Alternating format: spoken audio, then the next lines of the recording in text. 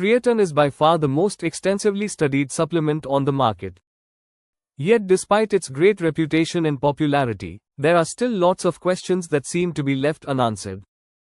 That's why in this video I am going to share 13 things no one tells you about creatine supplementation so that you can once and for all decide whether or not supplementing with creatine is right for you.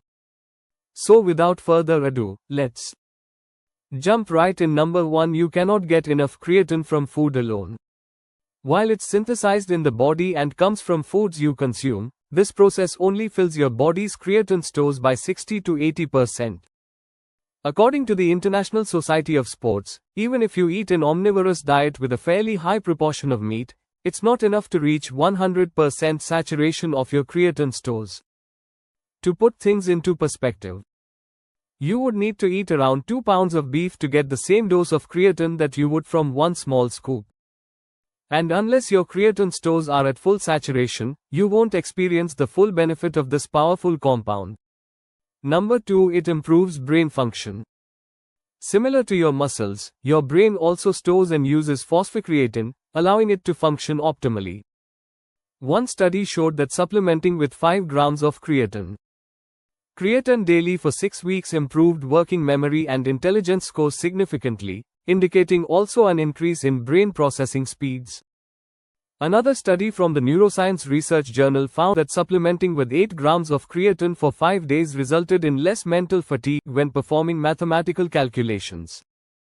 Not only that, but research has also suggested that creatine supplementation may reduce symptoms of anxiety, depression, improve sleep quality, and enhance overall mood. Number 3. It aids in fat loss. In a fairly recent meta-analysis published in the Journal of Functional Morphology and Kinesiology, they found that those who supplemented with creatine while resistance training experienced an increase in lean body mass and a decrease in fat mass compared to those on placebo. Besides helping you train harder and longer, leading to more calories burned, creatine has a direct effect on your fat metabolism.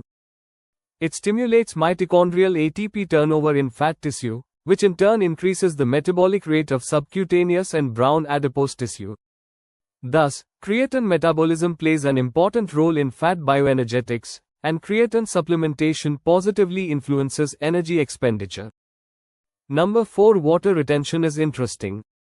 Cellular water retention is by far the most common reason for individuals to avoid creatine.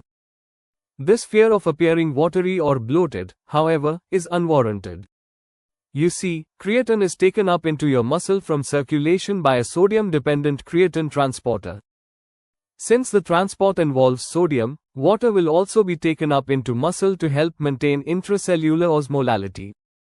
This increased osmolality creates a large-scale gene expression in the skeletal muscle, ultimately creating a very conducive environment for hypertrophy. So while creatine does increase water retention, it does so within the muscle cells. Thus it will not result in looking watery or bloated, but rather fuller and more muscular. Number 5. It has anti-inflammatory and antioxidant properties. One very recent systematic review found that creatine has the ability to provide anti-inflammatory and anti-catabolic effects. Not only that, but it might also attenuate cancerous tumor growth progression. Another study from the Journal of Free Radical Biology and Medicine found that creatine, through free radicals, improves cellular antioxidant activity, which can help protect against inflammation and oxidative damage. Number 6. It improves cardiovascular health. Research has suggested that creatine could improve the function of blood vessels and lower the risk of cardiovascular disease. The underlying mechanism for these benefits are believed to involve the reduction of oxidative stress and inflammation, which can harm the cardiovascular system over time. One early study found that creatine may lead to the improvement of blood flow and the relaxation of blood vessels, both of which are crucial for maintaining healthy cardiovascular function. Additionally, creatine supplementation may help to increase the production of nitric oxide, a molecule that is involved in regulating blood pressure and preventing the formation of blood clots. Another study, published in the Journal of Nutrients, found that creatine supplementation improves the heart's ability to withstand stress in individuals with heart failure. Another study reported in the European Journal of Applied Physiology found that creatine supplementation could improve the heart's response to exercise in healthy individuals. Number 7. It improves bone health. One study conducted on postmenopausal women found that creatine supplementation increased bone mineral density by up to 3%. Another 2005 study showed that creatine supplementation was associated with an increase in bone density in older men. The mechanism by which creatine may improve bone health is not fully understood, but it's thought to be related to its ability to increase muscle strength. Number 8. It's neurologically protective. Creatine supplementation has shown promise as a therapeutic intervention for patients afflicted with Huntington's, Parkinson's, Alzheimer's disease, and even ALS. More so, the scientific literature also states that supplementing with creatine can help prevent long-term memory loss and strokes from occurring. One study on the possible therapeutic effects of creatine in mice with Huntington's disease showed improved motor performance, reduced atrophy of neurons and Huntington protein aggregates, and an observed increased survival rate or lifespan. Creatine's neuroprotective properties may be due in part to its ability to increase the levels of phosphocreatine in the brain. It has shown potential as a neuroprotective agent due to its ability to improve energy metabolism and reduce oxidative stress in the neurons within the brain and outside from the spinal cord to the peripheral nervous system. It does not cause hair loss. The majority of the theories about the relationship between creatine and male pattern baldness stems from this single 2009 study. The data people clung to was the significant increase in DHT levels, which can in fact cause hair loss. A more recent wide-scale systematic review published in the Journal of the International Society of Sports Nutrition has debunked this long-standing myth. This study found no significant correlation between creatine supplementation and hair loss in healthy men. Among the 12 studies that investigated the effects of creatine supplementation on testosterone, only 2 have shown differences in testosterone levels, of which both increases were physiologically insignificant. 5 of those studies found that the levels of free testosterone, which is a precursor to DHT, did not change among the participants. It's completely safe long-term. In their 2017 position stand, the International Society of Sports Nutrition stated that creatine is a safe and effective supplement for men, women, children and the elderly. One of the most comprehensive studies done with regard to its safety measured 54 clinical health markers and observed no adverse effects following almost 2 years of supplementing with creatine. There's also no evidence that creatine harms the liver or kidneys in healthy people. That said, people with pre-existing liver or kidney concerns should consult with their doctor before supplementing. Although people also associate creatine with dehydration and cramps, studies show the opposite. One study showed that creatine actually augmented exercise performance in a hot environment and that it did not alter the participants' thermoregulatory responses. Another study showed that its supplementation did not appear to increase the incidence of injury or cramping in college football players. Considering all the research done on creatine, which have consistently shown its safety, this supplement is indeed safe to use over the long term. Number 11. Loading is not necessary.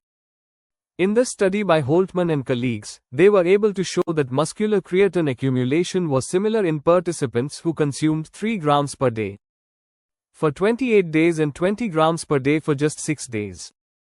The only difference found was in the time it took to saturate the body's creatine stores fully. If you'd prefer to fill your creatine levels faster, take 20 to 25 grams every day for 7 days. From there, you'll consume just 5 grams of creatine daily to ensure those stores remain full. The problem with loading creatine, however, is that large doses may cause stomach issues. To combat this, divide the 20 to 25 grams of creatine throughout the day. For example, if you eat 5 meals a day, then take 4 to 5 grams of creatine with each meal. If you are a bit more patient and prefer to avoid any side effects, then your option is to simply take 5 grams of creatine daily. Keep in mind, however, that this slower approach may take about 4 weeks or so to experience similar skeletal muscle saturation levels and feel its performance-enhancing effects. Number 12. Some people are non-responders. According to one study published in the Journal of Strength and Conditioning Research, around 25% of people are so-called non-responders. These non-responders tend to have higher creatine stores naturally and thus don't experience the same improvements in exercise performance after supplementing. If you want to be sure that creatine will work for you, there's only one way to find out. Try it. Keep in mind that you'll have to be patient as it can take 2 or 3 weeks for the creatine to actually saturate your muscles. And since creatine is dirt cheap, it won't hurt to try. And number 13, women may not experience the same benefits. Women tend to have higher concentrations of intramuscular creatine. This is why in some studies, such as this one from the Journal of Medicine and Science and Sports and Exercise, females showed a decreased responsiveness and performance effects to creatine supplementation compared to males. Keep in mind, however, that females tend to have lower levels of creatine in the brain, and as mentioned earlier, creatine can do wonders in terms of enhancing cognitive function. Not only that, but creatine supplementation has also been shown to reduce symptoms of depression, specifically in women. Creatine also seems to play an important role during menses, pregnancy, postpartum, perimenopause, and postmenopause, as it and its associated enzymes and cofactors fluctuate during each stage of a female's reproductive life cycle. So, well, there you have it, 13 things no one tells you about supplementing with creatine. To put it simply, it's safe, effective, and due to its low price tag, should be taken by anyone looking to improve their health. Did you find this video helpful? If so, click the like button below as it'll truly help out the channel. And if you are enjoying the content and want to support the channel, all we ask is that you click the subscribe button and turn on post notifications so you never miss another video.